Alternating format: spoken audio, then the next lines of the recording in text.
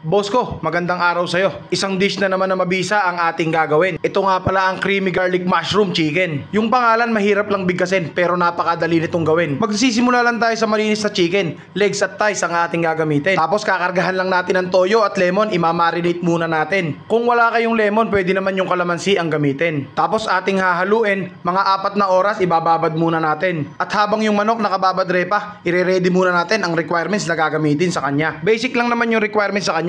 Garlic, mushroom, butter, tsaka yung krema. Yung dish na to hindi na kailangan ng gisa. Pagkukumbinahin lang natin yung butter at mantika, kasunod na niyan yung wangba. Napakabisa niyan bigan. Hihintayin lang natin yung wangba maging golden brown. At ayos na yan, yung chicken ang isasalang naman. Isisir lang natin both side repa. Huwag kang mag-alala, yung chicken hindi naman kailangan matusta. Medya-medya lang kaibigan kasi lulutuin pa natin mamaya yan. At pag nasir na lahat ng manok pare, isusunod naman natin yung kabute. Pakakapitan lang natin ng konting lasa tapos yung manok ating ibabalik na. Sabay buhos ng mushroom brine at yung pinagmarinatan niya. Sunod naman yung asin, paminta at yung kaninang bawang na tinusta. Saka isang kutsarang harina, yan ang magsisilbing thickener sa ating sarsa. Ito optional lang to, pero mas mabisa kung kakargahan natin ng Where's Your Sister sauce pare ko. Sabay takip, pakukuluan lang natin ang mga 15 minuto. At pag okay na repa, hinaan mo na yung apoy at ikakarga na natin yung krema. Sinisigurado ko sa iyo tropa, magmumukha kang professional chef pag nailuto mo to sa iyong pamilya. At ayan na mga boss, basic lang gawin, creamy garlic mushroom chicken. At kung ikaw ay natuto, pakipollow naman ako at pakishare yung video. Bye!